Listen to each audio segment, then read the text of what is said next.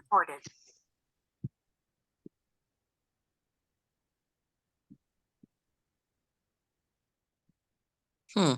Weird.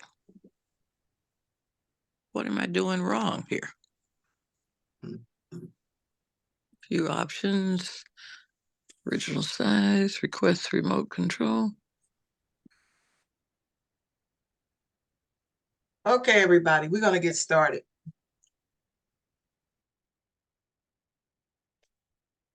Good evening, everyone. Let's talk reparations. This is sponsored by Kansas Justice Advocate. I'm President Mary Dean, the host for this evening. So what are we talking about when we refer to reparations? Well, it refers to measures that redress violations of human rights by providing a range of material and symbolic benefits to victims or their families, as well as affected communities. Reparations must be adequate, effective, prompt, and should be proportional to the gravity of the violations and the harm suffered. We've had 400 years of slavery, 100 years of Jim Crow, 58 years of segregation, and 14 years of fighting for Blacks' civil rights. Tonight, we're going to talk about how we can make a case for reparations for the city of Wichita, Kansas, where we know for a lot of us who have been here for a long time, Ruben Echols, that there's been a lot of harm and injuries when it comes to Black people. So we're going to talk about that tonight. Okay, Marissa, I'm going to introduce our panelists, and then we're going to get started. First up is Miss Sonia K. Brown. Sonia was born and raised in Albion, Michigan, an hour west of Detroit. And she is a graduate of the University of Michigan Ann Arbor campus. She has an awesome son named Damaris and one adventurous grandson, Dikari. She's a community activist and began her services as a school board member in 2011 until her district was annexed by Marshall Public Schools in 2016. Following annexation, she was elected to serve and represent Precinct 3 on the Albion City Council and served as Mayor Pro Tem from 2016 to 2019. She is an active member of Michigan's We Choose, and she advocates for the communities across the state of Michigan. She's also currently serving as a Midwest Regional Organizer for Journey for Justice Alliance. That's who I report to, y'all. Sonia Brown. She's awesome. Next slide, y'all. Next slide, Marissa. Ooh, can you move that over? Can I move this over? Okay, here we go. Reverend Ruben D. Echols. Professional experience. He's a policy advocate, Church World Service, OTP. What does that mean, Ruben? You mute. You on mute. You on mute, Ruben. You on mute. Yeah, I had the same issues as the other day because of the camera on my computer. But it means OTP, the Office of President of the President. Okay. He transitioned from the role of interfaith advocacy minister to policy advocate within CWS. He was the deputy director of Sunflower Community Action. His pastoral experience, he was the senior pastor of New Day Christian Church in Wichita, Kansas. He founded New Day Christian Church, and his prior experience as a pastor is Allen Chapter AME in Salina, Kansas. Oh, wave that hand, Ruben. Wave that hand. Next slide. Adrian Hicks. Adrian, are you on? Has Adrian joined us? I don't think he has. Next slide.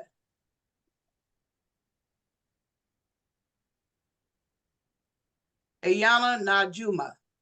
Ayana Najuma is a civil rights icon and award-winning journalist. Her journey began when she was 7 years old and was one of the original sit-inners in Oklahoma City, Oklahoma, in 1958. That's when me and Ayana, we kind of differed when we've seen each other years ago at the airport. I said it was Wichita. She said it was Oklahoma City. But anyway, they set in 2 years before Greensboro, North Carolina.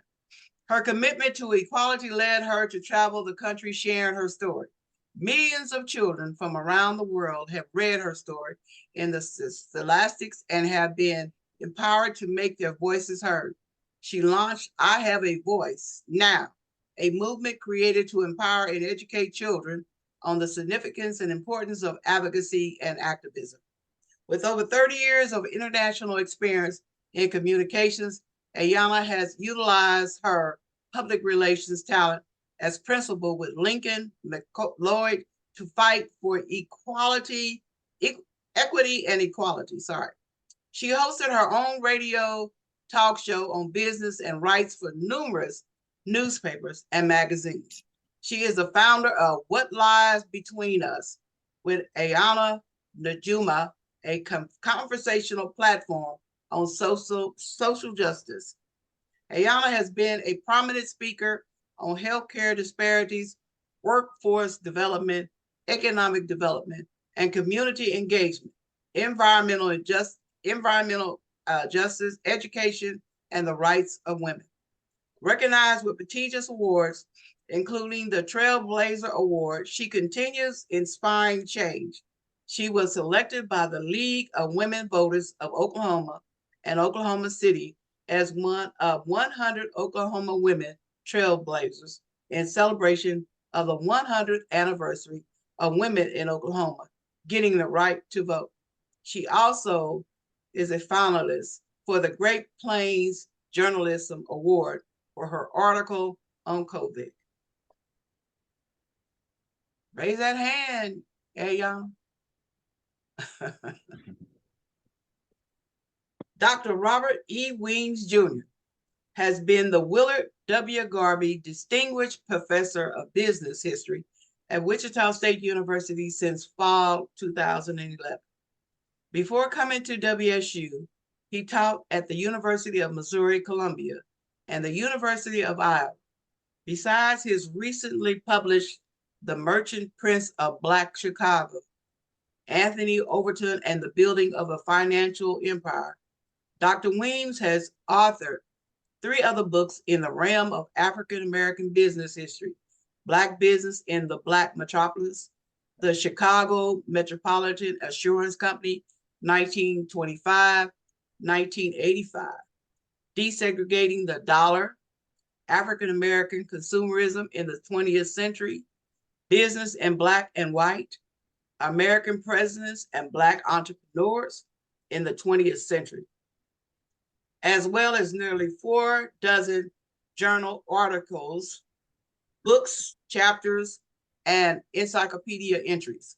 He is also the co-editor of Building the Black Metropolis, African-American Entrepreneurship in Chicago, and served as a historical advisor and appeared in the documentary Boss, The Black Experience in Business, which premiered on PBS in April of 2019. For more information about his work documenting African-American business in Wichita, need to see that article. He is also a guest speaker for KMUW's Past and Present series. Thank you all for being a part of this discussion. You want to bring up the slide, Marissa? Yes, I'll do that.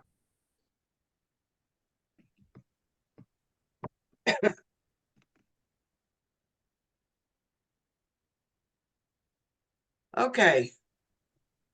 These are just a few of the, let's talk reparation. This is a panel discussion. We're going to do an overview of reparations, about 20 minutes. Historical injustice in the state of Kansas City, Wichita, about 20 minutes. Economic impact, about 30 minutes. Then we have Q&A at the end. We don't necessarily have to follow this.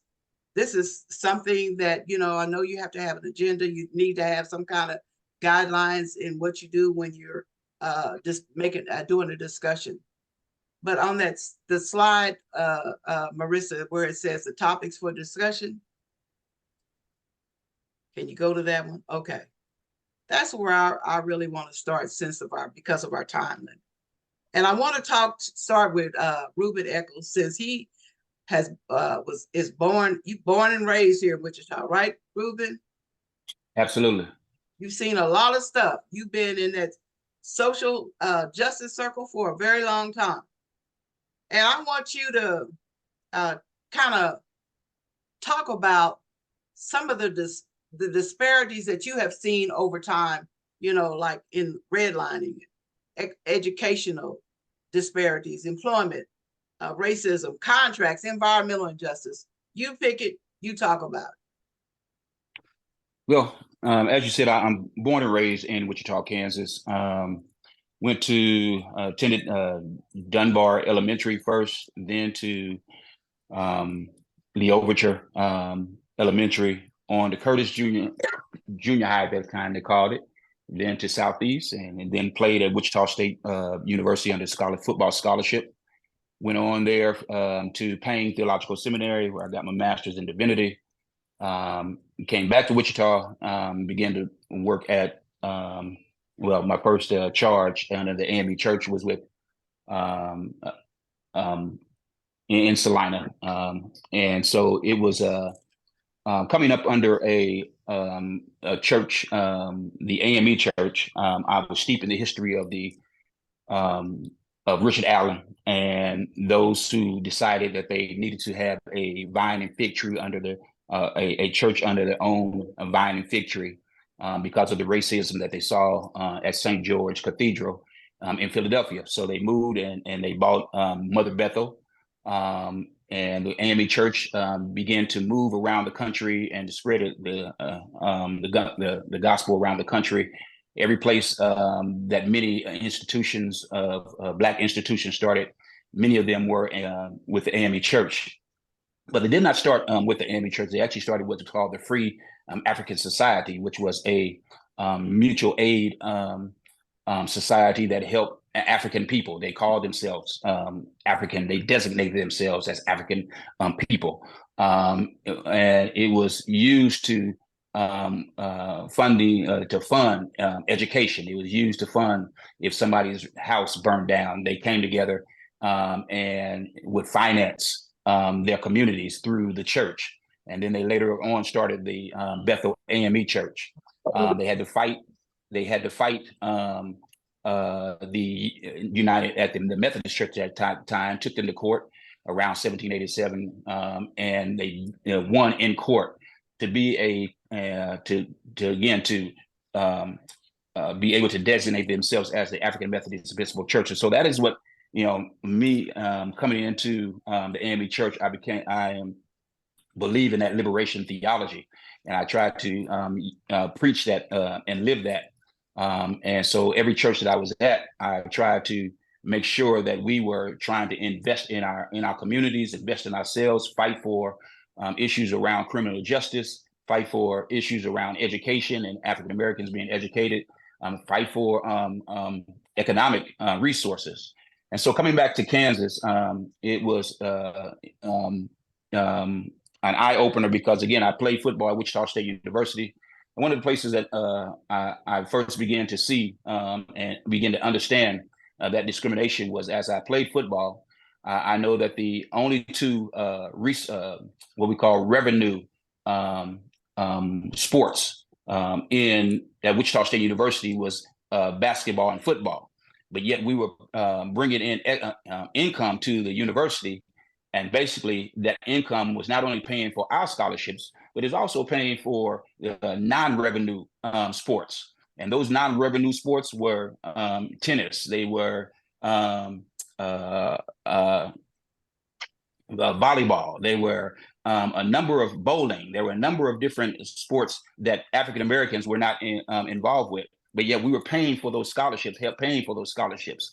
We saw that, and so I saw that first discrimination and how we were being treated also on that university as compared to other folks who actually were paying for their scholarships. And across the nation, millions and billions goes out to the same universities that do the same thing. In Wichita, Kansas, I saw the discrimination, so I got involved with the NAACP with Kevin Miles. And with Kevin Miles, we began to find out that there was a discrimination in the practice of contracting with the Wichita City, that they would not, and we had many meetings with the Wichita City Council. And then one day, a gentleman, I cannot remember his name, I believe it was Gary Walker, I think, he recorded a secret tape with one of the officials at Wichita State, at the Wichita City Council. And on that tape, one of the administrators admitted that they were basically going around the process of using Black contractors. And so we fought for that. We fought against that discrimination. And as a result of that, we saw a change in the leadership at Wichita at the city council. We had a Black mayor. We were able to get a Black mayor. We elected they appointed a Black city manager. At that time, we had a police chief, a Black fire chief. And so there was serious changes of color, but systematically, it really did not help the community. We saw the same disparities that were happening. So we had to understand that it was not because of the color of people, but it was the system that was put in place that kept the discrimination against Black contractors in place, where we did not receive the same type of funding for Black contractors that we were seeing for white contractors. At the same time, there was $1 billion worth of contracting going out throughout the city. From the Entrust Bank was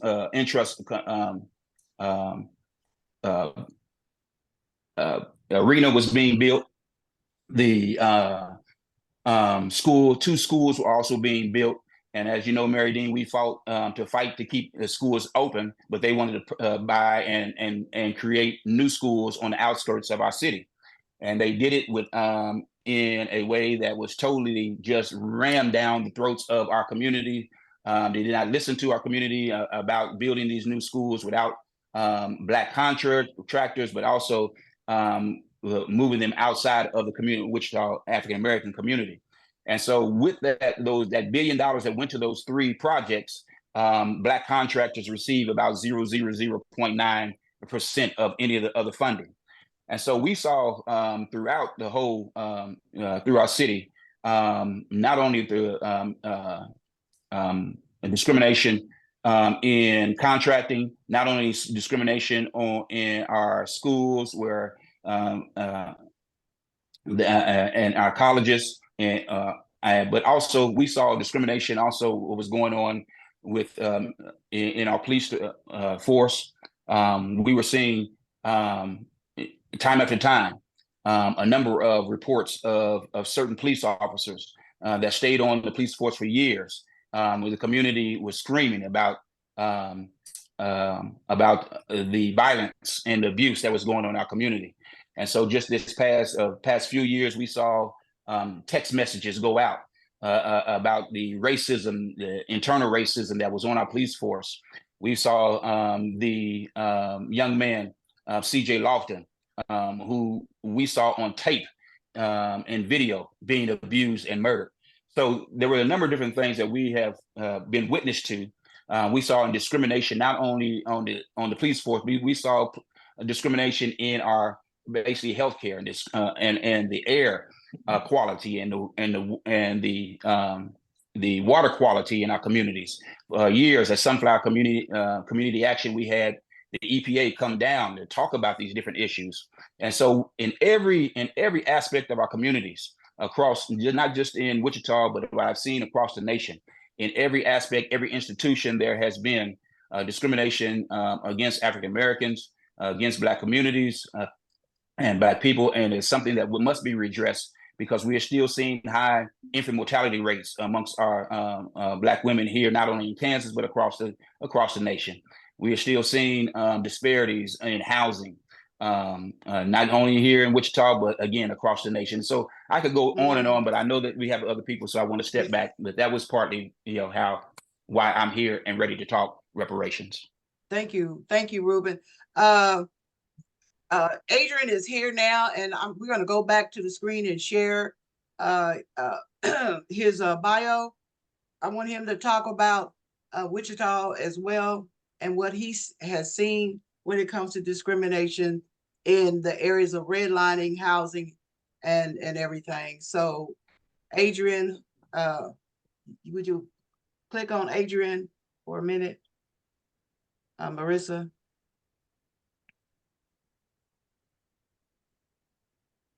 Yeah, okay, there we are. Adrian Hicks, everyone. Adrian Hicks is the owner and operator of the Big Ninja, headquartered in Wichita, Kansas. This is a highly regarded pest control company in Sedgwick County. Adrian was trained in pest control through years of hands-on training and is licensed by the state of Kansas. He is also the vice president of Richard Robinson's Collaborative Group, Inc. So welcome, Adrian. Thank you for joining this conversation.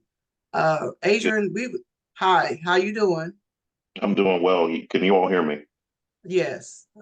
Good. Hi. I was struggling there with some technical difficulties. I apologize for my tardiness. Yeah. Well, and I would be remiss if I didn't introduce my co-host, Marissa Marshall. Marissa is an awesome young queen. She is my niece. I want everybody to know that, but that doesn't make a difference. Marissa, tell them that what did you graduate from at KU? What was your deal? I have my bachelor's degree in business administration, and I'm currently working on my grad application for a master's in public administration. Okay. Thank you, and forgive me for not introducing you. You're fine. Thank you. So, Adrian, yep. And pull that other screen up, Marissa. Thank you. Adrian, we were just talking about some of the topics of discussion here when it comes to supporting reparations. Ruben, who has been a longtime resident here in Wichita, gave his perspective on why reparations should be supported. What type of issues have you seen that has caused you dismay when it comes to some of the discriminatory practices here in Wichita, Kansas? I think that as we go through this panel, that we're not going to see very much variation in the stories. If I was to dovetail off of what Ruben just mentioned, there at the end when he was summing up, the different disparities, he continued to say not just here but nationwide. I think that Wichita, in fact, what we would consider Black Wichita, is just a microcosm. And Mary, you heard me say this before. The challenges that face Black Wichita are the exact same challenges that face every other Black community in the United States. And dare I be more global with it? I think all throughout what we would call the African diaspora, we find Black people in a depressed state, whether it's some of the things that you mentioned here, environmental justice, birth rate, health outcomes. I think, what is it? In the last year, Black men in America lost 3 years of life expectancy. We're just not seeing that with any other group, and that's not just a Wichita thing, right? As we sit and we mourn the loss of our brothers entirely too young, but all across the United States. So I don't really know what I can bring to the discussion that's going to be much different. Um, you talk about local redlining. That was all over the place. So I probably have a different point of view where it concerns what we consider and call reparations, as opposed to what would be considered racial equity initiatives, right? Because those are two different things. But as far as what I've seen in Wichita, I've seen the exact same thing that everybody's dealing with, every Black community is dealing with all over the United States. Thank you, Adrian. And, if anybody has any questions, you can put them in the chat. And at the end, we'll do an answer and question and answer. You can raise your hand so we can get everyone in. Dr. Weems, you have been a researcher when it comes to history on the business end. Can you tell us what you have seen in your gathering your information when it comes to business in the with people getting Black contractors, people getting contracts, or business development in the Black area? Can you kind of tell us a little bit about that? Yeah, one of the things that wasn't mentioned in my intro was that since I've been in Wichita, and I've been in Wichita again since 2011, one of the projects I was engaged in was an oral history of African American entrepreneurship here called the Wichita African American Business History Project. And in talking to a variety of Black entrepreneurs as part of this project, there were a variety of issues in terms of discrimination, in terms of an African American entrepreneur trying to grow his or her business. And I'll just share in a concrete example of this particular point. One of the more interesting Black enterprises locally that I came across in my research was run by an individual by the name of Henry Wolford. Henry Wolford, in fact, ran an oil drilling and exploration company that, in fact, was based in Wichita. And Wolford, during the course of his career as an entrepreneur, grew this enterprise to the extent that, in fact, he had exploration contracts on the African continent. So again, we're talking about somebody that had a substantial enterprise in an area where a lot of African Americans have not really had a significant presence. And I interviewed Henry Wolford's office manager because, in fact, by the time I did my project, Henry Wolford was deceased. And in the early 1980s, Wolford was seeking to expand his enterprise. And again, he had a significant track record at this moment in time. And literally, Wolford had to go outside of Wichita to get a business expansion loan. In fact, he ended up having to go to Tulsa using one of his contacts in the Black banking industry in that city. And that type of story I heard time and time again in the informants that were part of the Wichita African American Business History Project. Many people said that from their perspective, Wichita, in fact, was an inhospitable environment for African American entrepreneurship, and several people literally had to go outside of Wichita to, in fact, grow their businesses. So from a business standpoint, historically, there have been some significant issues. And again, this has been documented in the, Wichita African American Business History Project, which in fact is currently housed in special collections in Abla Library on the Wichita State University campus. Thank you for that, Dr. Weaves. Ayana, you're Oklahoma. You were part of the civil rights movement when you were 7 years old. You have been involved in a very long time. What issues do you see in Oklahoma City?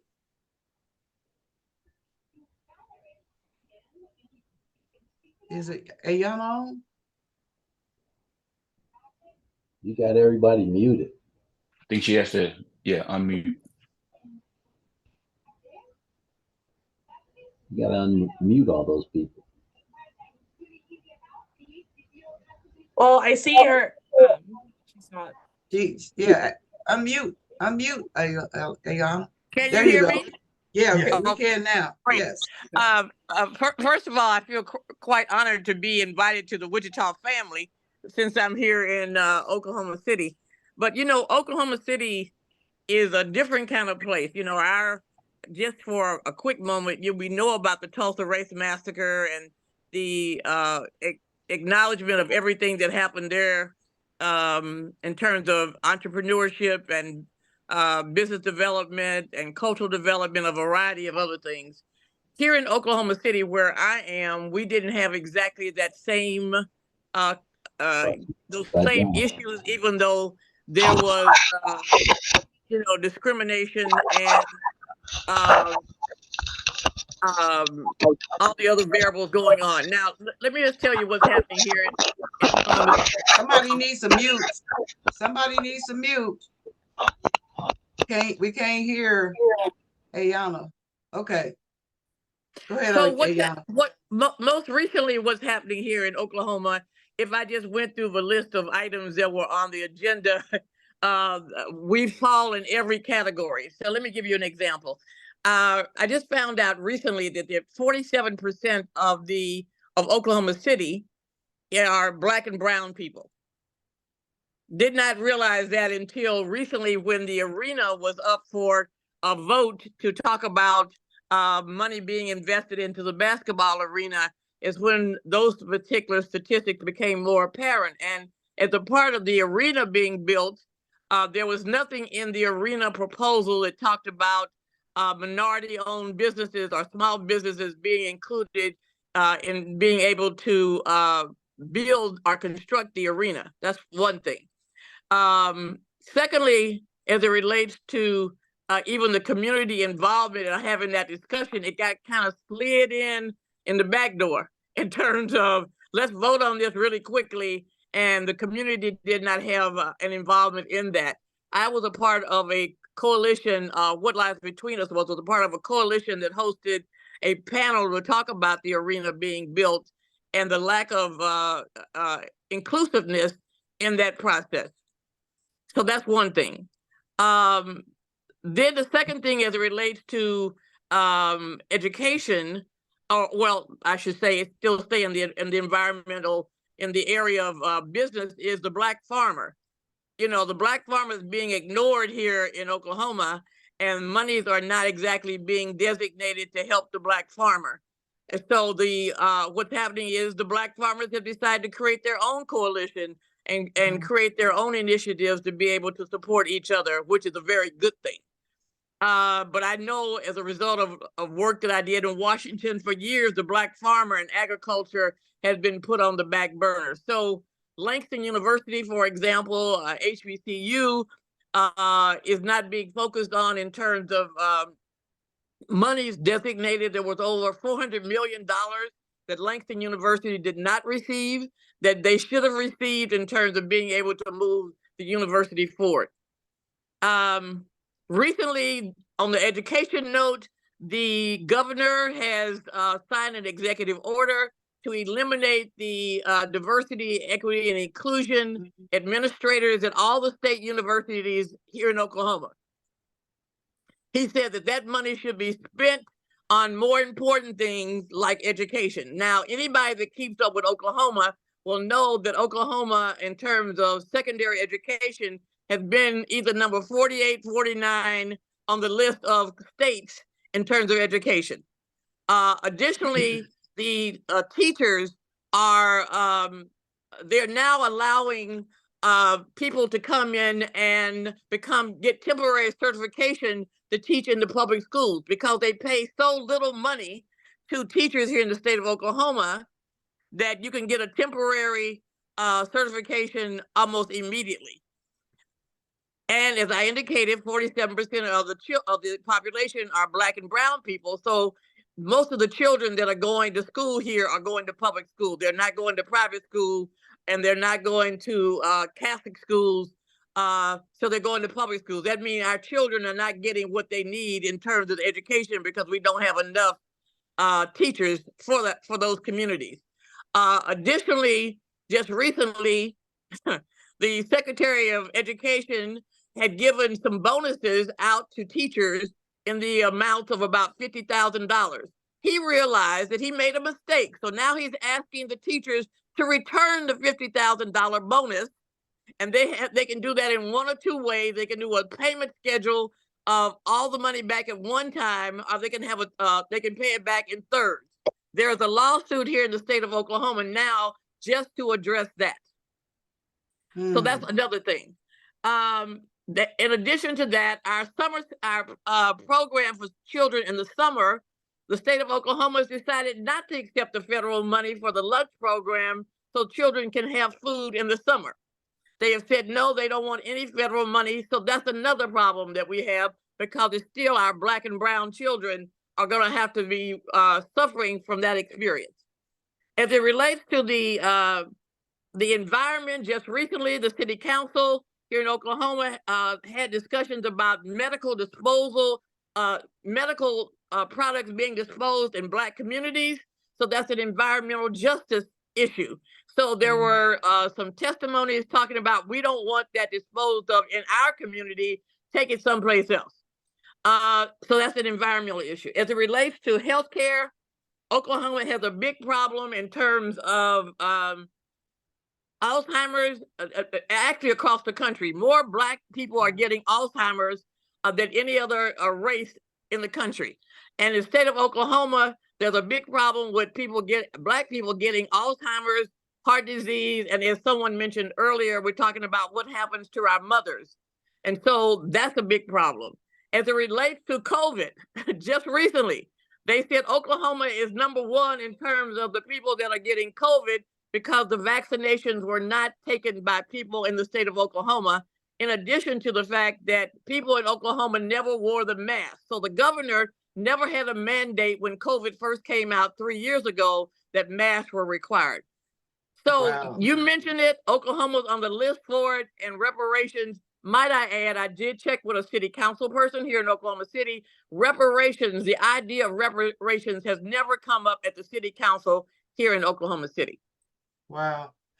Nor has it come up here in Wichita, but it will. Okay, thank you for that, Ayana. And Sonia Brown, out of Detroit, out of Michigan. Yes. Can you kind of, give us a rundown of what's going on in your city? Yes. So first of all, let me say thank you for allowing me to share space with you all. I have been to Wichita. I actually came in with our national director in support of your journey for justice, quest for justice for Cedric C.J. Lofton. Yes. So I am highly invested in Wichita, and Elder Dean definitely keeps us updated on what's going on there. So I wanted to say that. Yeah, so I think everybody has pretty much touched on what's going on across the country for Black and brown communities, but specifically focusing on Black communities. Even in my own community, as you heard in my bio, we no longer have a school district here. Our children are bused everywhere. And it's really gutted the heart of the community. And that's actually what drove me into social justice work. So that also drove me to Journey for Justice Alliance, which is the national organization that I am a part of and work with and for, and how I met Elder Dean. And we being Journey for Justice, had been strictly education focused, education justice, and the organization started in 2012. Within the last 3 years, we have intentionally worked to remove the quality of life kind of area silos that people have been working in nationwide. And we've expanded our work to include healthcare, housing, public safety, along with education, youth, economics, environment, and food production and delivery. So we hosted over 200 listening projects and town halls across the nation with grassroots organizations, like those most impacted and those closest to the pain and the harm. And in doing those listening projects and that work, we were able to, first of all, hear from the most impacted individuals and then collect kind of data. Well, not kind of data, we collected data. And what we did was we convened in Baltimore in May of 2022, and grassroots organizers from across the nation came, and we hashed out a quality of life platform in those 4 areas that I named. And it's a living, breathing document. You all could use that as a starting point in order to, work your reparations fight. I know a lot of people, when they think reparations, they immediately go to direct cash payment or payouts. And that's a very important part of it. Don't get me wrong. And I support money. I think we do need to be paid for the harm that's been done to us over the years. But along with those cash payments, there's also a call for policy changes to stop the harm, stop the systems and the laws and the institutions that are set up to continue to oppress us. I know California has done a lot of work in reparations, and their task force, in their report, they actually recommended the compensation and the transformation model when addressing reparations. So I wanted to mention that. But and speaking of that, yes, speaking of that,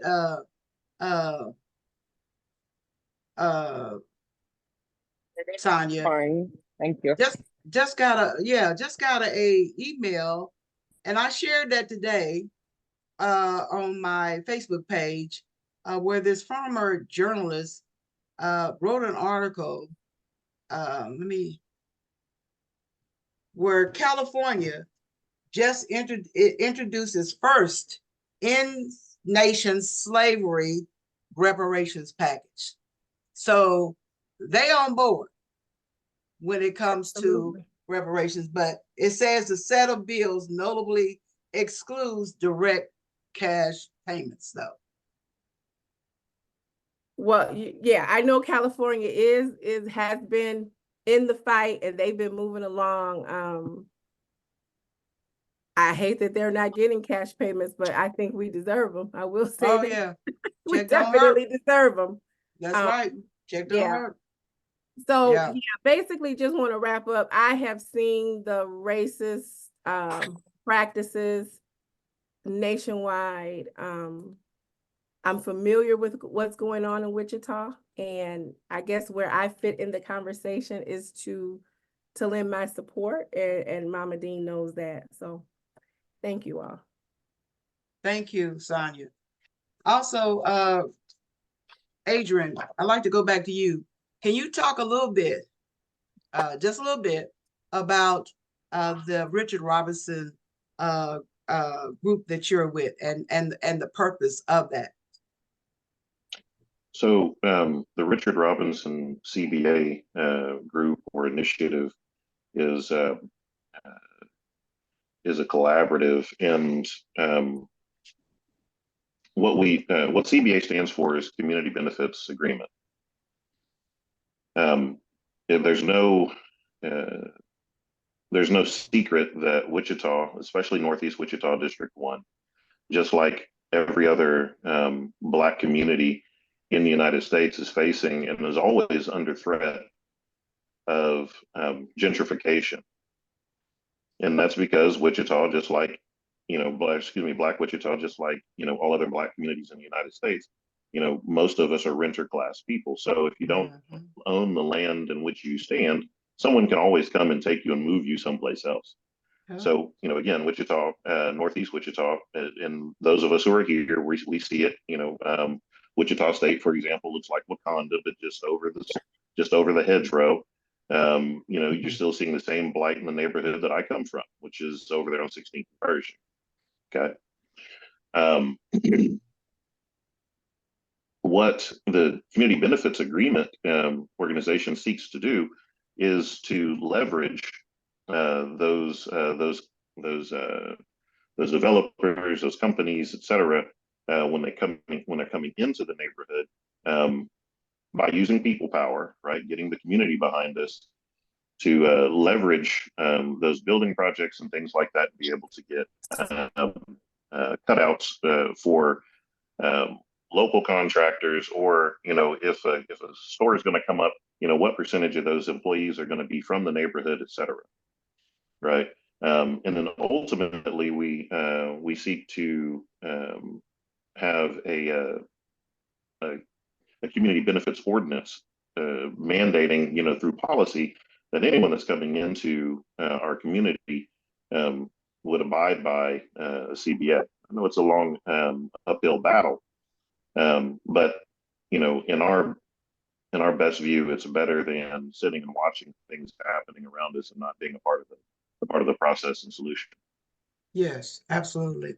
And I'm also a member. I think I'm the oldest member in the group, but irregardless, I love to see what these young people are doing in moving forward with their ideas to help the community at large. I want to say that the reason why I wanted to talk reparations, and we're going to get a movement here in Wichita when it comes to reparations. This is a movement, not a moment. And I want people to understand that this is our movement. And this right now is our time. And there are other cities around us that are creating task force and commissions. And we just left out of January celebrating Martin Luther King Jr. Everybody was on board and giving that one little speech, that everybody can recite. But he was more than just that one speech of "I have a dream." We have a sister city right down the street from us, Kansas City, Missouri, that has created a commission. Yeah, it took a while. Attorney Mickey Dean, thank God, he got in touch with me and told me to pump my brakes, because there's a lot of things that I needed to know about reparations that I just didn't know. And I'm glad I stopped and tried to find out more. Not tried, but I found out more about reparations. Like I said, there are cities all around us that are taking it upon themselves to create commissions, to figure out a study, and I'm saying let's do a study with remedies on the harm and injuries that has been done to Black people. And I want to name a few of these cities. Number one, I said it was Kansas City, Missouri. Kansas City, Missouri has formed their commission. Attorney Mickey Dean is an advisor to that commission. Elmhurst, Massachusetts, town council created a fund to allot $2 million in reparations across 10 years. Is that a lot of money? I don't know. How many Black people's in that city? San Francisco is considering a one-time payment of $5 million to eligible Black community members. Asheville, North Carolina finalized reparations plan. It does not involve direct payments, but rather a financial investment programs that aim to increase Black home ownership and business and career opportunities. And I'd like to mention that was just on a Zoom the other day, a couple of days or so ago, with oh God, what is her name? Nagichi? No, not Nagichi. She's out of Evanston, Illinois. Robin And- Ruth Simmons. Robin. Simmons. Robin, Simmons. yeah, Robin Ruth Simmons. She's out of Evanston, Illinois, and Evanston, Illinois is the one that first started the reparation process. And she just told us that they are in the process of dispensing $25,000 a piece, $25,000 to each Black community member there. I think it's close to 500 or 450 people, if I'm not mistaken. That's what she said. Leaders in Providence, Rhode Island recently approved a $10 million budget to put towards eventual reparation program, abuse of trust.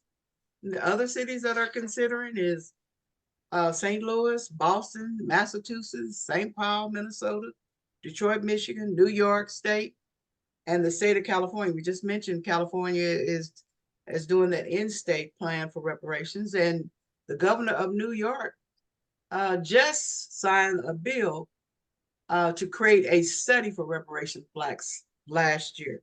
So I truly believe that Wichita should, I hope and pray that they will be open to creating a commission with remedies to study reparations for Blacks here in the city of Wichita, of over 40,916 Black people in Wichita. So that's my hope. I plan to I talked to my city council person today. He told me what I needed to do in presenting a ordinance. So I'm gonna get that prepared and send it to him and City Councilman Brandon Johnson, because there's a process that you have to go through. I still plan to appear before the mayor and city council on February 13th and talk about what it is that I'm hoping that they're willing, hoping that they will do. So I believe with everything that's listed when it comes to the topics of discussion for the support of reparations, Wichita falls in line for that. And I know people are saying, because a lot of people are uncomfortable with talking about reparations, because the first thing they want to think about is a check. It's more than a check. It's educational,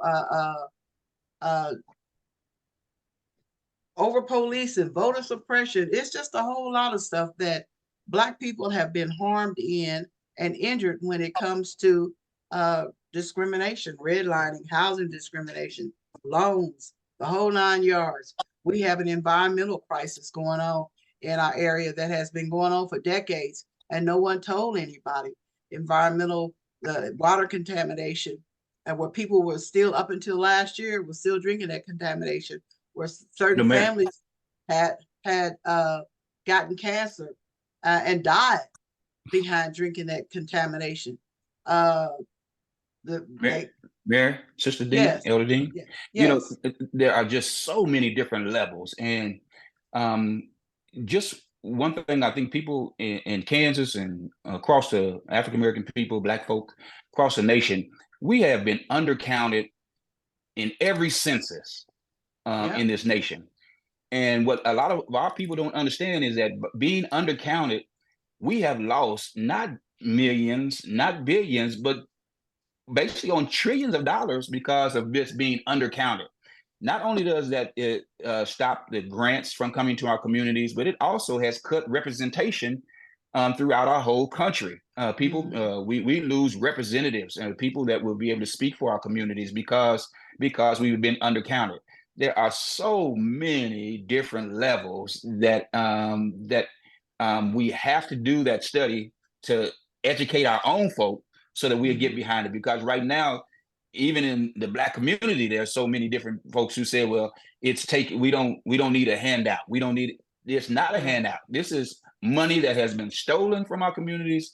73 million, there used to be $73 million of million acres of land that Black folk own. We're down to 3 million from 73 million that we used to own in this country.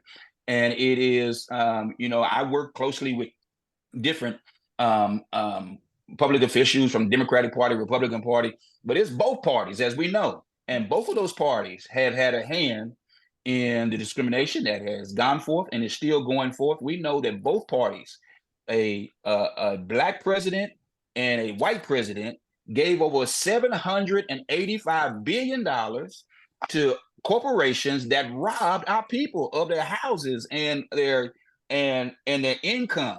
They robbed us and literally just hijacked our communities and gave money to Jamie Dimon, and people who did not need it, and people who did the harm, who made the housing crisis, and who tanked our economy. So there's so many different levels that have to be discussed, that have to be that have to educate all of our communities on. So that therefore, it won't be a matter of people getting behind it. They'll just know that they're educated to do that's right, and they should and be down at that when you talk on whatever date that you're going to be at the city. February It should be 13th. packed. It should be Yeah. packed with all of us because we're educated on it. We understand what the process is, and we're ready to get behind it. Yes. Can I say something? Yes.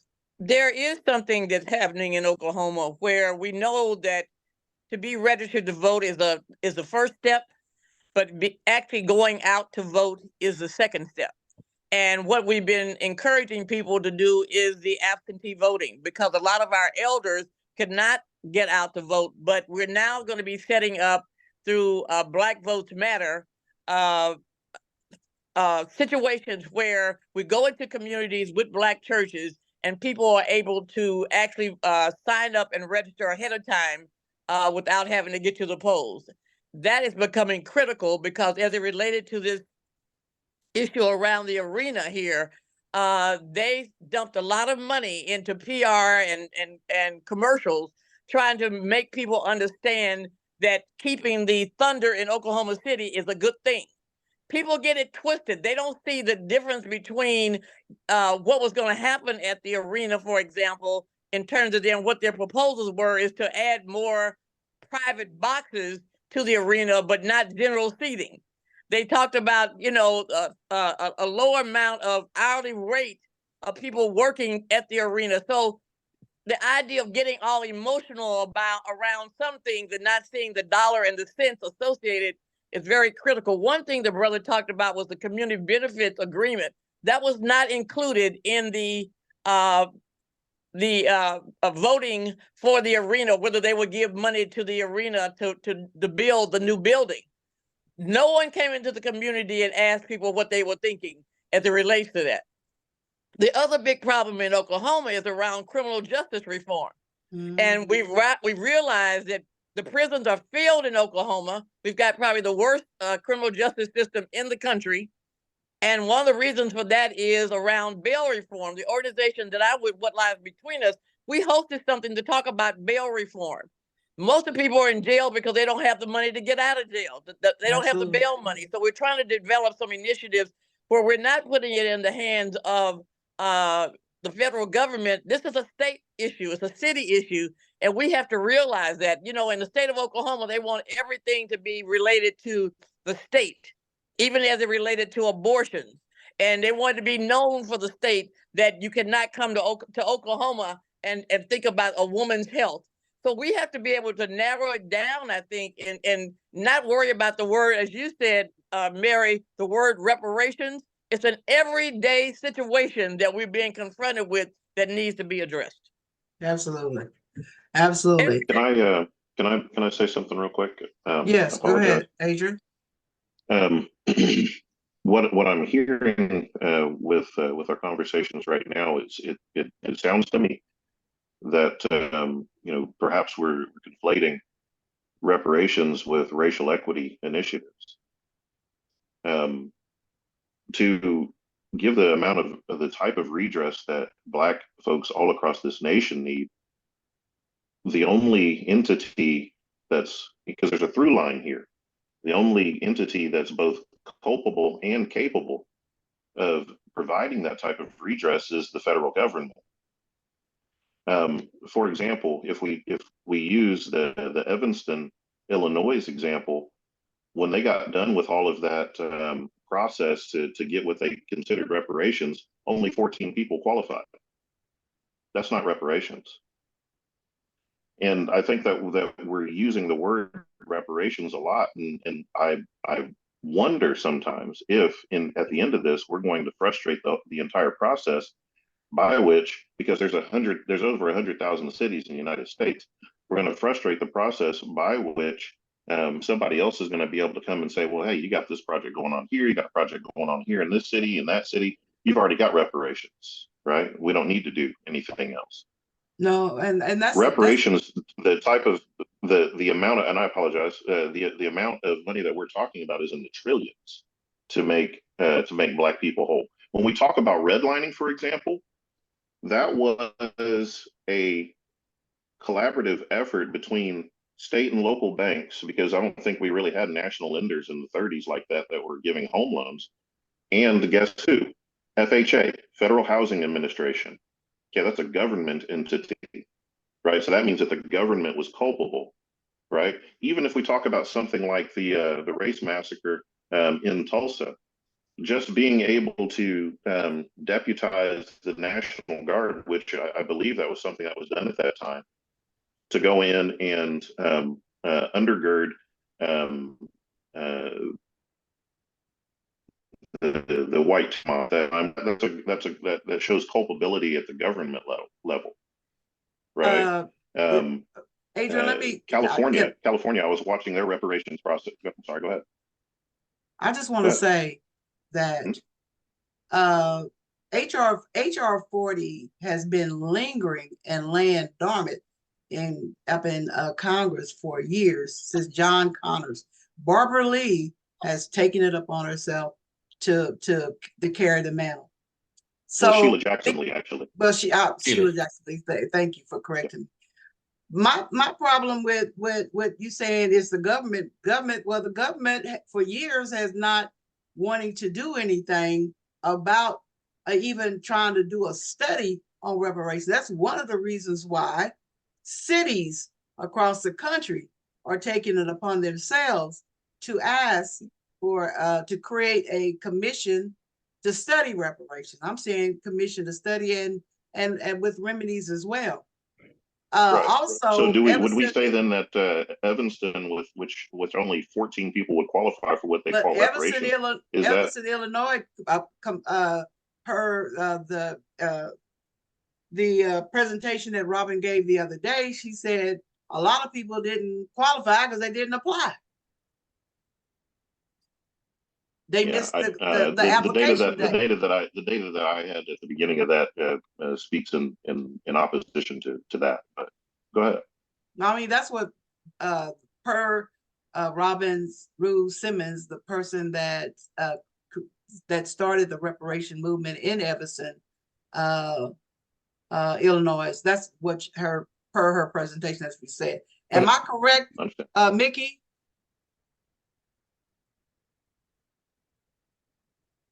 Mickey?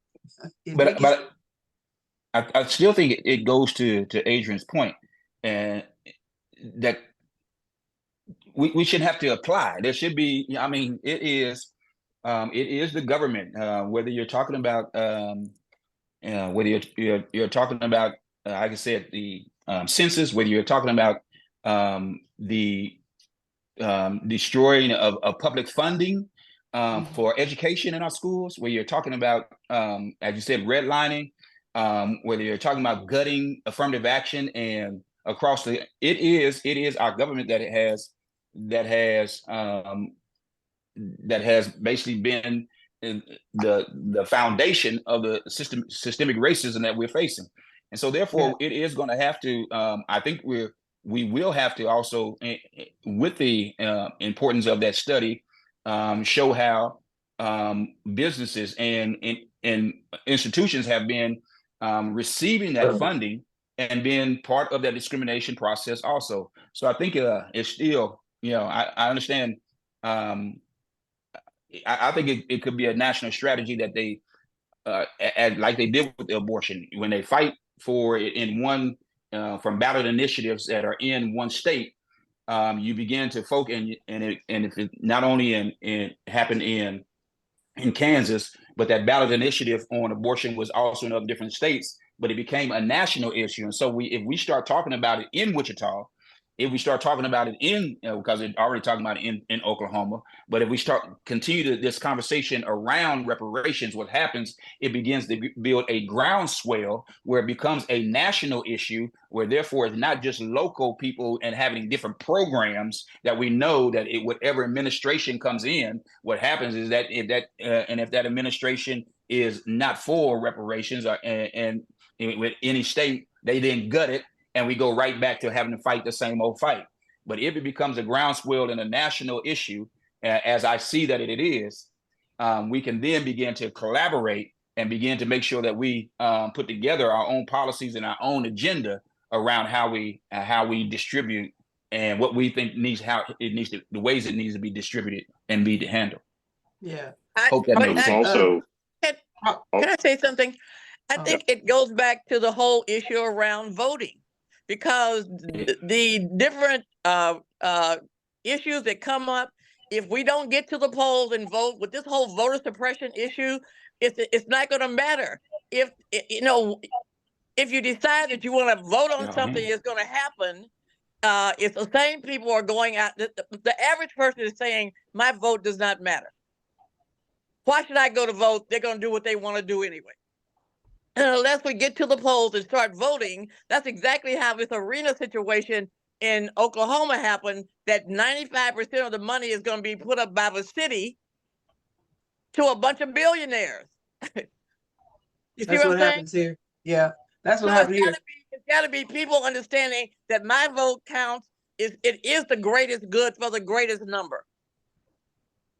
Okay, and I think you mentioned, Barry, about the collaboration between the elders and the young people. That's what's going to have to happen, is working as a collective to get things done. Yeah. Because here in Oklahoma, you're talking about the president. Hold on, y'all. One second. A couple of years ago, when Obama was in office, he tried to give $700 million to the state of Oklahoma, to Mary Fallon, who was the governor, for health care, and she refused it. Same year in Kansas. Refused it. Yeah. Prophet, you had your hand up. Then Mickey, we'll come to you. Mickey, but I think I should go to Mickey because, really quick, I think it's a great discussion. But let me go to Mickey first, and then I'll come back to my comments, because he definitely has the facts on the table. Go ahead, Mickey, and then I'll follow. Well, let me just say that I really had no intention of saying anything. I'm basically here to listen and just learn about what's going on in Wichita. But I do want to just address what Brother Adrian said. I think as of last, October, November, they had identified at least 140 people in Evanston that were eligible, and there may be more at this time. I think that the 14 was the initial allotment, at the very first initial allotment, but there are way more people who are eligible in Evanston. Now, keep in mind that Evanston, first of all, it's not a large city, and then I think only about 16% of the population is Black. The other thing I want to say is that we all understand, those of us involved in the local movements, we all understand that it is ultimately the federal government's responsibility to pay reparations for Black people. If you look at how movements have evolved historically, a lot of times national movements, the local movements serve as an impetus to the national movements. And that's really what's happening with these local efforts. We all understand that municipalities don't have the capacity to provide sufficient reparatory justice for its Black citizens. We know that. And that's why what most cities are trying to do is really try to focus on one or two areas, at least some of the smaller cities. So it is the federal government's responsibility. The last thing I'll say is that we do need to be clear on what constitutes reparations as opposed to regular public policy, because a lot of times governments will put in place policies that might you know, predominantly benefit Black people, but if it's regular public policy, it's not reparations. Reparations, Thank you. we're talking about a debt owed, and and that debt is exclusively for Black people, and it has to be the remedy has to be determined by Black people, and whatever funds or decisions are, they have to be made by Black people. So I just wanted to just throw those things in there, but I'm really just enjoying hearing about Wichita, because it's a city that I think I've only been there 3 or 4 times, and I'm not that familiar with it. So that's all. Thank you, Mickey. So can I? Yes, Prophet, go ahead. I'm just excited that everybody's here having such a hearty discussion. And I agree, we're talking about repair, but all of the world reparations is being discussed, and they kind of have, for the most part, come together around some basic definitions. And so I think that what we're having here and need to continue to have, and commend Elder Mary Dean, because she's had one training on the 8th of January. We need to continue with the education, because there are some basic tenets that go with this. A lot of work has been put in across the country and across the world. People are talking about it at the United Nations. So we'll all be clear on what the definitions, whether we agree with it or not. The other, and then there's just a lot of pieces to it. So we can all bring something to it, whatever we know about it, because even with the fact that the HR 40 has not moved now, and I'm not an expert on it, I said it up front. However, getting on some of the meetings, is my understanding they did have a moment in time where they had a lot of agreement, and they were ready to, and Mickey could speak on this if he wants to, but I know he's not here to do training today, but he does do training, that they got to a point and they were ready to move on it. And I forget her name. What is she's over whatever, that she's in Washington, but she said she wouldn't move it forward. But they had all the agreements Sheila they have been Jackson working Lee. on for. No, she's a Caucasian one. She's the one that's like been around a long time, and then but they got it to her. What is her name? Everybody knows her. You're talking about Nancy Pelosi, I believe. Yes, Pelosi. They took it to her just when they thought, bam, we got this going on. And she said, I won't move it forward. And that's what, so it's not like it never did. So whether they can get the same momentum that they had. So like I said, there's a lot of pieces to it, even for the voting piece. There are things that I won't say on the recording about what's happening in other parts of this country that is going to impact whether it's voting or whatever. So some of these things we think used to be the case are no longer the case, because some other people have been planning for 150 years for a different kind of America. So we just really need to come together. But first thing I think is continue the training. Mickey has told us that, so that we'll all be on the same page in terms of what it looks like and what the federal government is able to do. I think right now the federal government, somebody can correct me, at one point we had a budget that would take us through March. And so this is reparations time right now, because what we're sitting, we better be finding some way to push it forward, because the outlook of this whole nation as a whole is different than what we're looking at. So, but anyway, education.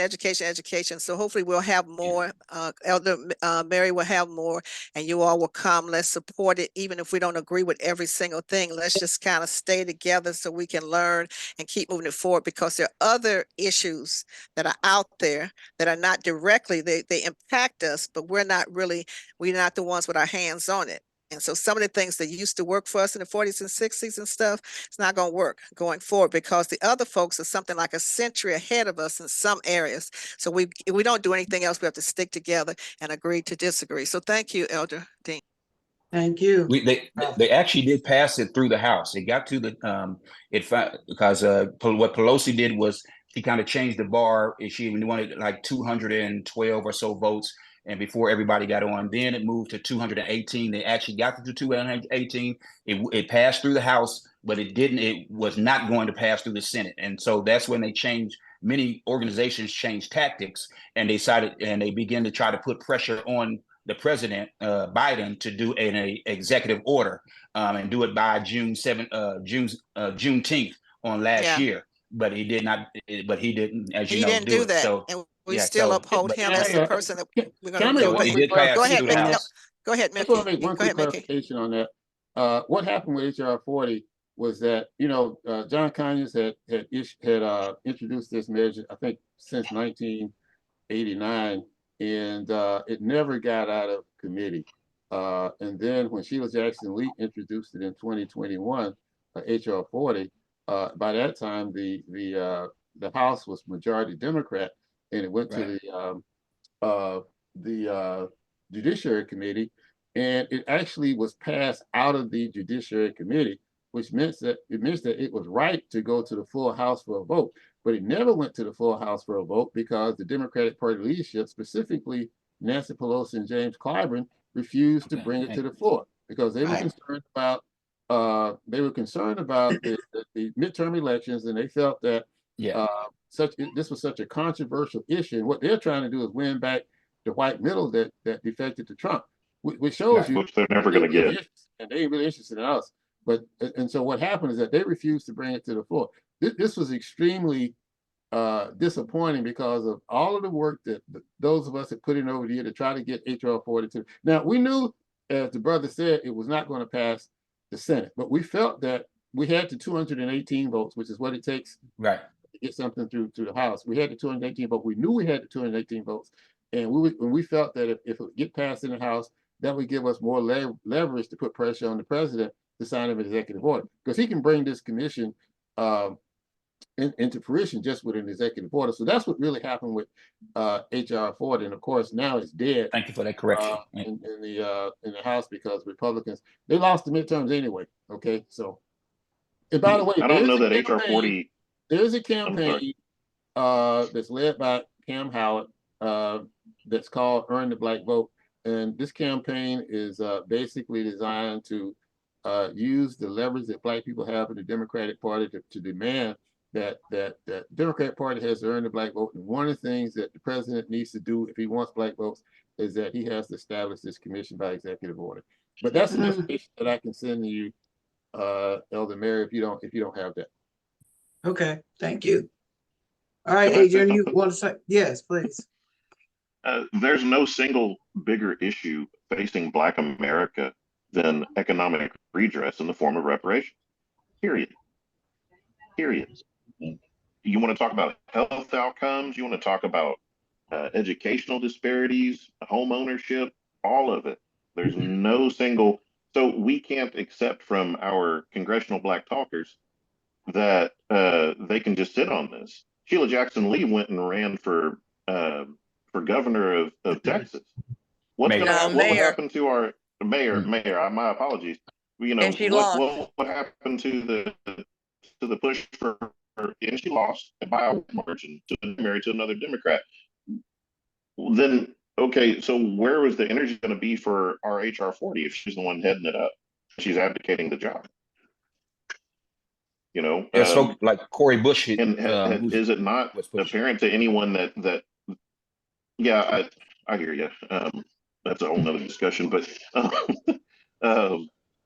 is it not surprising or ironic to anyone that right when we come up to a contentious presidential election, now they want to start talking about reparations again to try to get Black folks energized?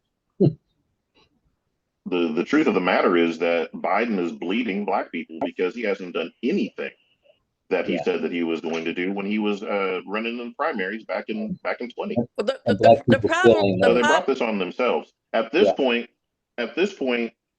they have backed themselves into a corner where the only thing that is going to get Black folks energized about anything is let's quit beating around the bushes on this reparations thing, and to make it plain, cut the check, because reparations is about money. Let's be clear.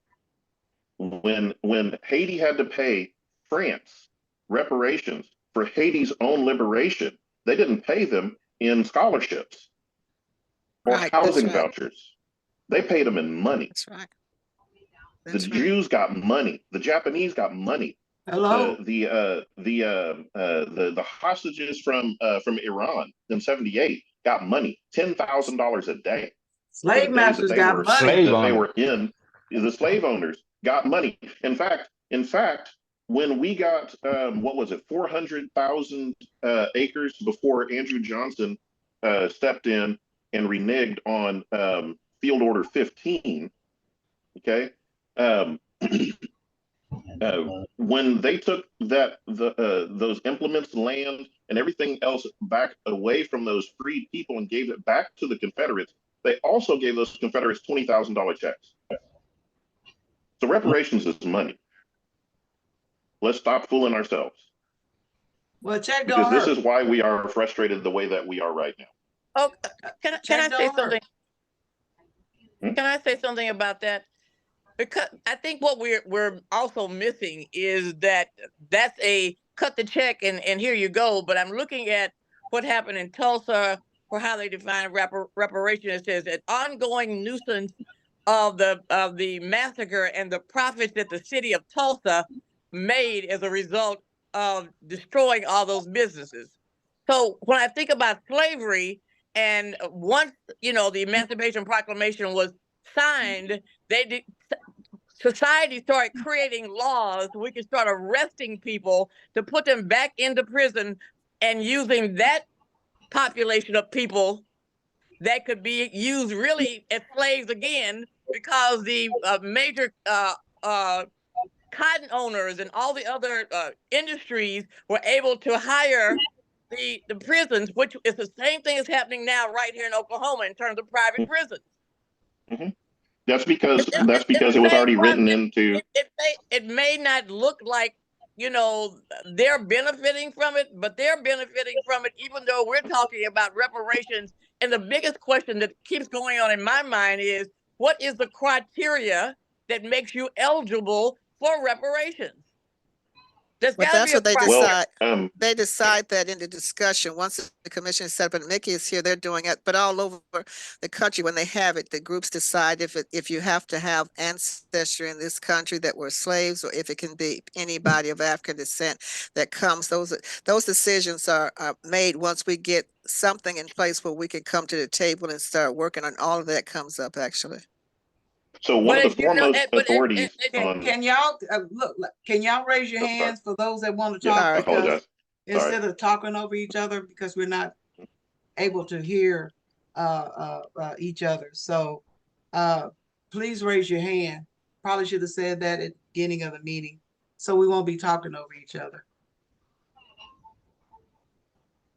Since no one wants to say anything, I just want to go back to Tulsa for a minute because that got to a point of a lawsuit with Mrs. Fletcher and Mr. Van Ellis being survivors and talking about reparation. I'm not sure whether there are other states where you've got lawsuits that are being brought to the court to address this. Can someone answer that question? Because I'm not sure about that. Well, we know that Johnny Cochran was making a lawsuit before he died, but that was years upon years ago. Oh, you said the lawsuit in Tulsa? Yes, the lawsuit for the survivors of the Tulsa Race Massacre. The judge totally poo-pooed it. Right. And so what I'm saying is, I don't know of other states, whether we have other states where reparations was defined as an ongoing nuisance as it relates to the massacre. The reason that case lost is because they say that the National Guard and the this and that, all the different variables that made Mrs. Fletcher and Mr. Van Ellis and Miss Rangel eligible to receive money as reparations were thrown out of the courts. They had to go that far. Yeah. Yeah, because it's only controversial to give money in reparations when it concerns Black people. Hello. To your question earlier about what would be qualifications, this book here is written by Dr. William Sandy Darity, called From Here to Equality. He's probably one of the foremost authorities on the topic of reparations, probably for the last 35, 40 years. Put that in One the of the chat, things would that you he please? talks about, I sure will. One of the things that he talks about in this book is the qualifications, or what could be potential qualifications for eligibility for reparations. The chief one of those being tied to someone that was a slave that would have been counted in the 1890 census.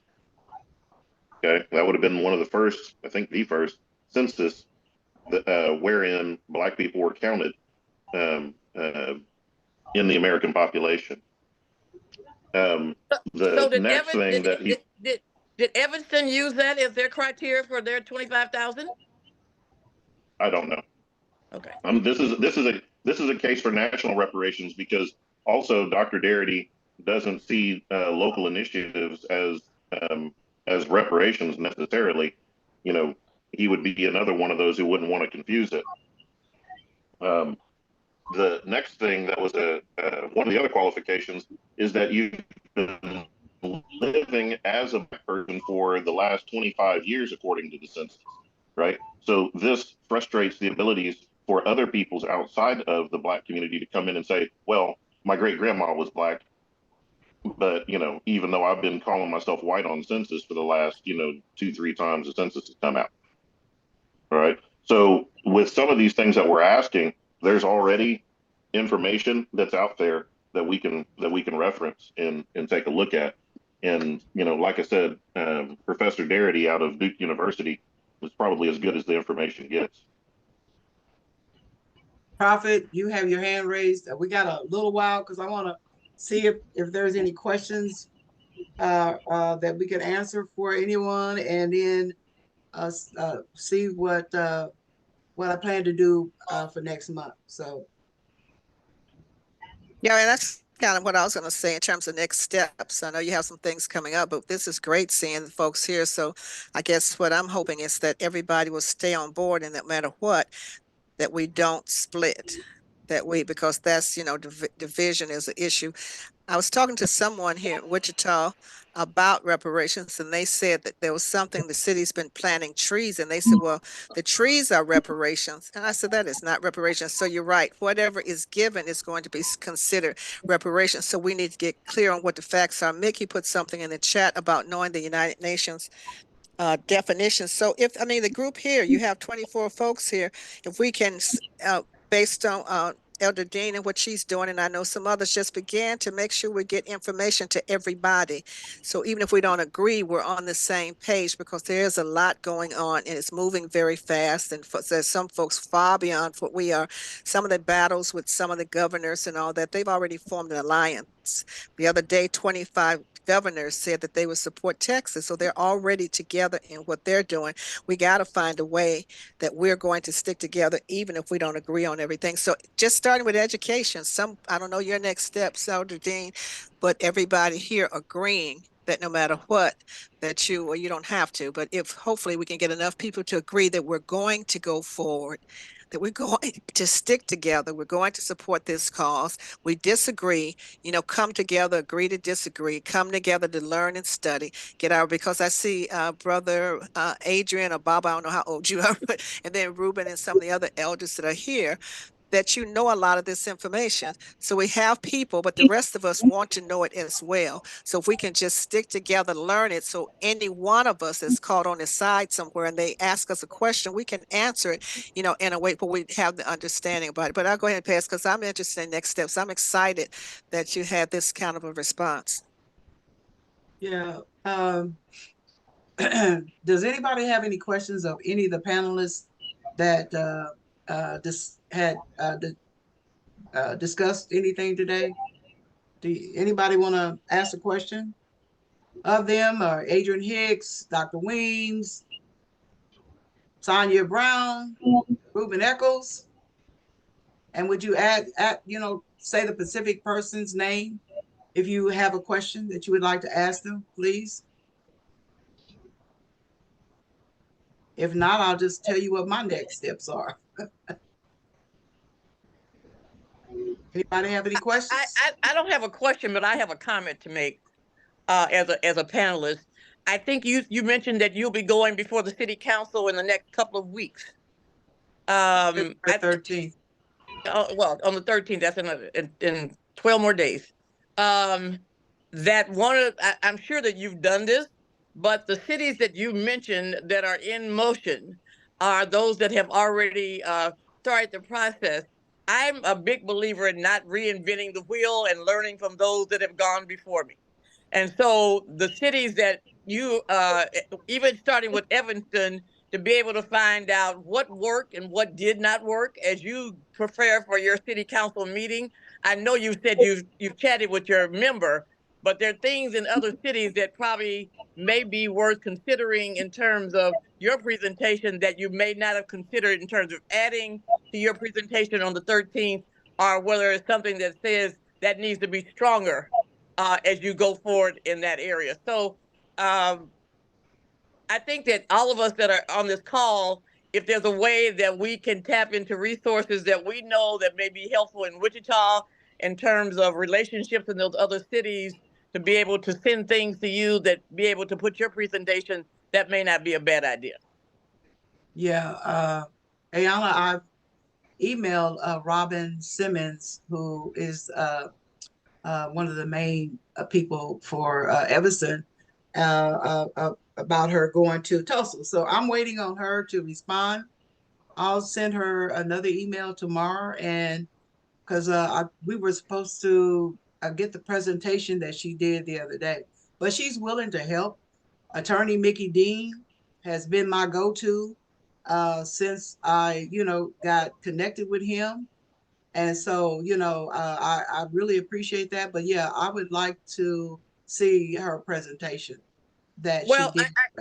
what the other thing that just dawned on me, you've got the National League of Cities, you've got the NBC Leo, which is the Black local elected officials. They may have some. Beg your pardon?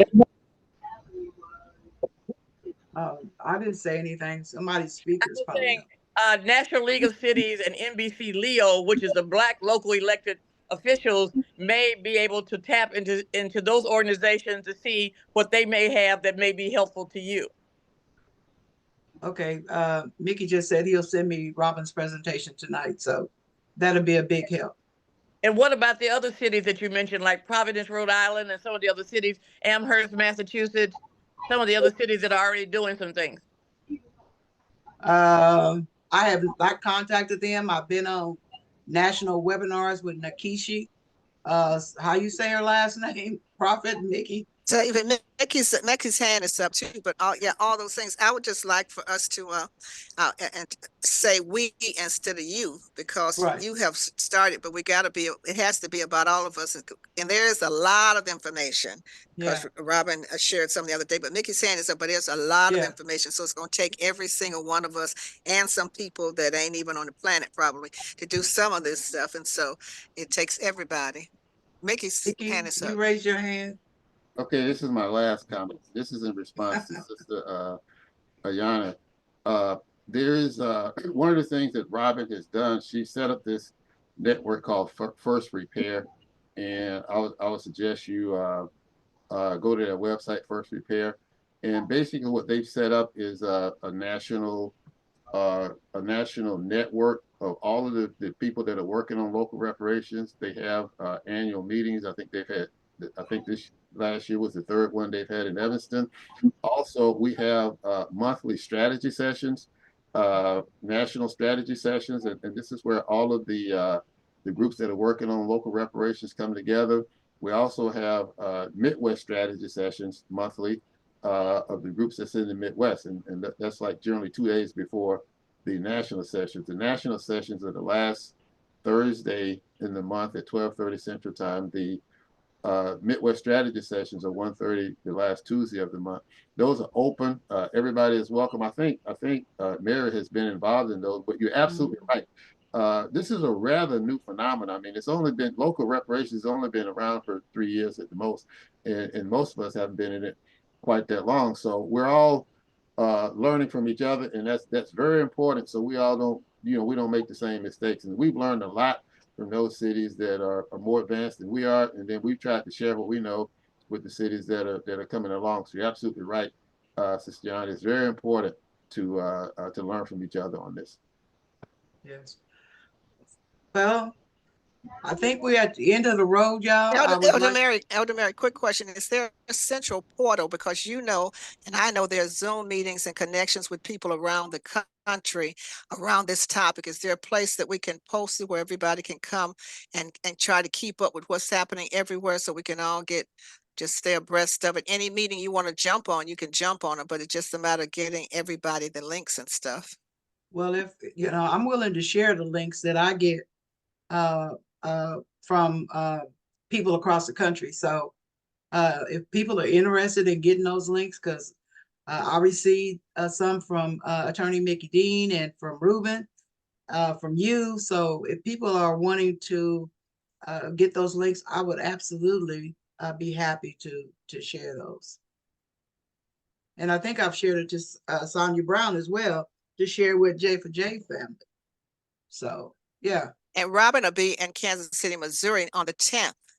And Right. so anybody who doesn't mind doing a short drive, she would be there live, and you could talk to her directly and find out what she did. But there's a lot that is going on. And Mickey is there too. They have a pretty strong group.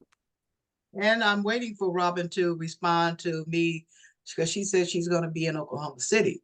I don't know if it's going to be this month or next month. But I think you told me, you said Tulsa. You told me Tulsa, Mary. Yeah, Tulsa. Yeah, that's Tulsa.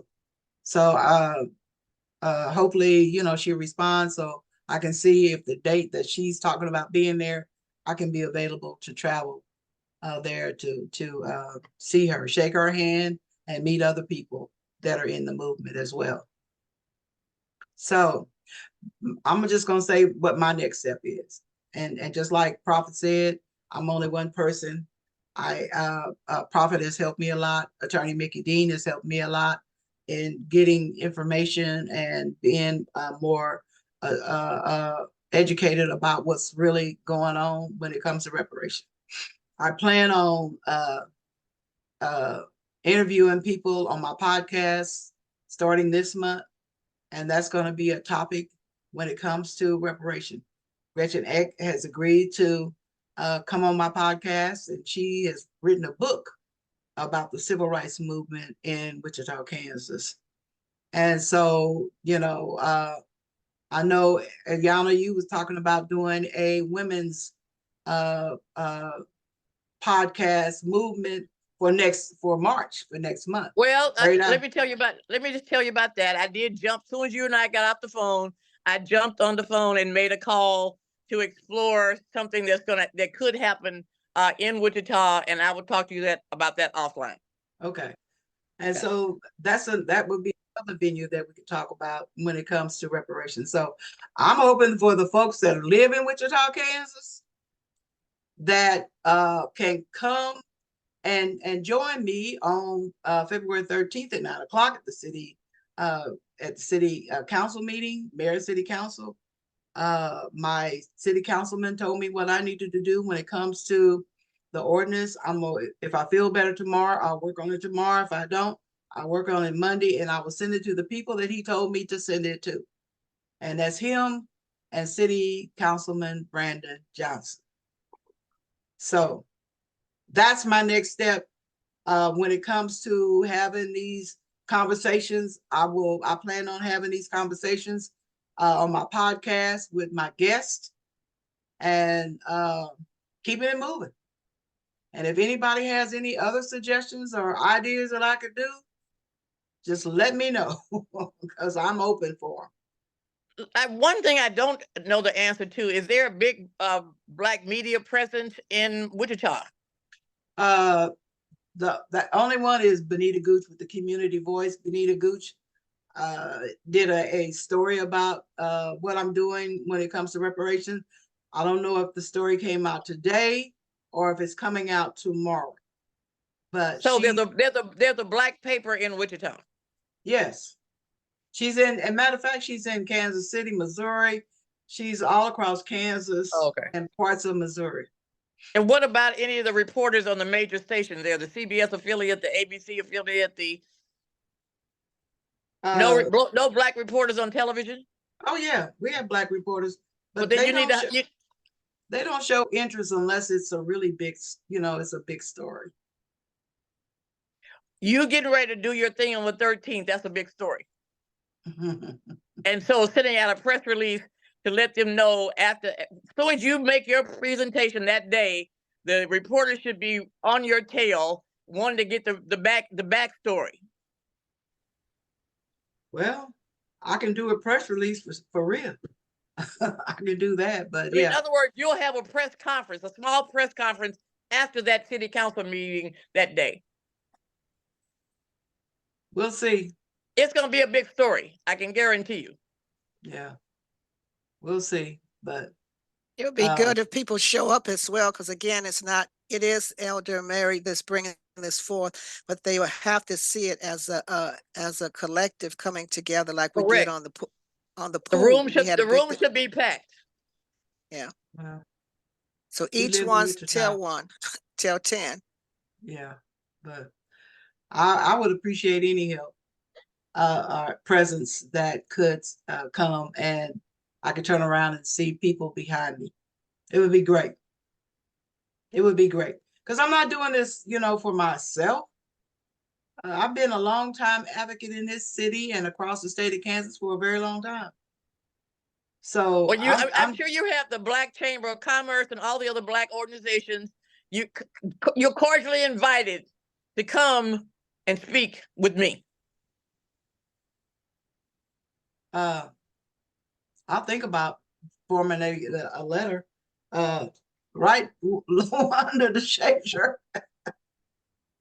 I see you shaking all here. hands, getting out and shaking hands is like a political movement, because Yeah. shaking hands and all that, but also Robin highlighted strongly that allies are important. So we want, as many people of African ancestry as possible, but we cannot, like Harriet Tubman couldn't get to the North. She said the churches came in, the synagogues came in. She had people from all over that she had the groundswell turned into a real movement. So it started. Absolutely.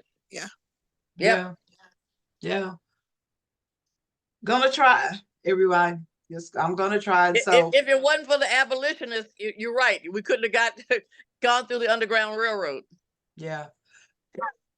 And when this meeting ends, I'm gonna upload the recording to my YouTube channel, and then I will share it with the panelists, and also put it on my Facebook pages, X and Instagram. So I'm gonna get it out to as many people as I can, and share it. It also was it's Facebook Live.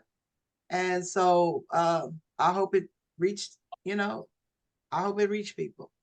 So I'm glad and I'm honored that, those of you that joined us today came and for the discussion.